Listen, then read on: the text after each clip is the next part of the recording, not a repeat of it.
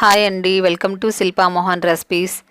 Sweet corn మనం ఎప్పుడు ఉడికించి తింటాం కదండి, పిల్లలు కూడా అలాగే ఉడికించి ఇస్తాం కదా. అలా కాకుండా ఇలా ఎగ్తో ప్రిపేర్ చేసి ఇవ్వండి, పిల్లలు ఇష్టంగా తింటారు. అలాగే ఇంట్లో పెద్దవాళ్ళు కూడా చాలా ఇష్టంగా తింటారండి. ఇది బ్రేక్ఫాస్ట్గా తీసుకోవచ్చు, అలాగే ఈవినింగ్లో స్నాక్స్ కూడా తీసుకోవచ్చు.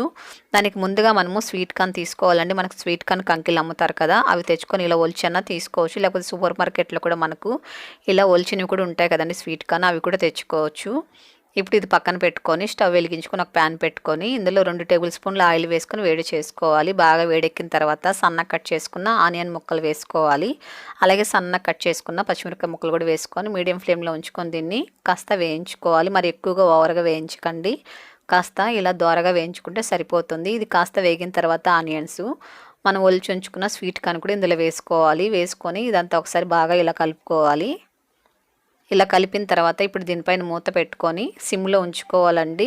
సిమ్లో ఉంచుకొని మినిమం అంటే ఒక 3 నిమిషాల పాటు దీన్ని ఉడికించుకోవాలి.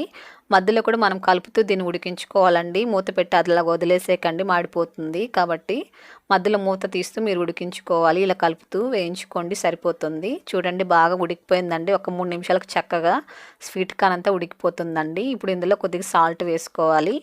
అలాగే సన్న కట్ చేసుకున్న కరివేపాకు వేసుకొని కొద్దిగా పసుపు వేసుకోవాలి. తగినంత కారం వేసుకొని ఇదంతా ఒకసారి కలుపుకోవాలి.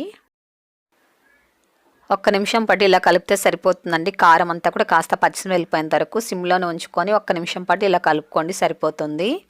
ఇలా కలుపుకున్న తర్వాత ఇందులో ఒక 2 ఎగ్స్ ఇలా కొట్టి వేసుకోవాలి. మీకు ఎన్ని ఎగ్స్ కావాలంటే అన్ని తీసుకోవచ్చు. ఇప్పుడు ఇదంతా బాగా ఇలా కలుపుకోవాలి. స్వీట్ కనుకంతా ఎగ్గు పట్టేలాగా ఇలా కలుపుకొని ఇది సిమ్లోనే ఉంచుకొని ఈ ప్రాసెస్ అంతా చేసుకోవాలి. ఎగ్ ఫ్రై అయ్యేంత వరకు ఇలా కలుపుతూ ఉండాలండి, లేకపోతే అడుగు పట్టేస్తుంది. కాబట్టి సిమ్లో ఉంచుకోండి మీరు.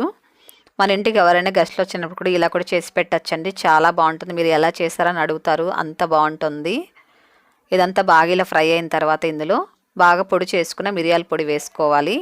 మనం అప్పటికప్పుడు దంచుకొని మిరియాల పొడి వేసుకోండి, చాలా బాగుంటుంది. అలాగే ఇందులో కొద్దిగా కొత్తిమీర కూడా సన్నగా కట్ చేసుకొని వేసుకోవాలి. ఇదంతా కూడా ఒకసారి కలుపుకోవాలండి. ఒక్క నిమిషం పాటు అలా కలిపితే సరిపోతుంది. ఎక్కువసేపు వేయించకండి మిరియాల పొడి వేసిన తర్వాత. మన ఇంట్లో ఇడ్లీ పిండి, దోశ పిండి లేనప్పుడు కూడా ఇన్స్టెంట్గా ఇలా టిఫిన్గా కూడా చేసేసుకోవచ్చు అండి. దీన్ని చాలా బాగుంటుంది.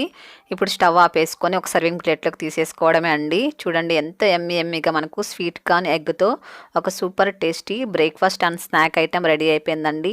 మీరు కూడా చేసి మీ పిల్లలతో కూడా షేర్ చేసుకోండి. ఈ రెసిపీని చాలా బాగుంటుంది. చేసిన తర్వాత ఎలాగొచ్చి నాకు తప్పకుండా కామెంట్ చేయండి.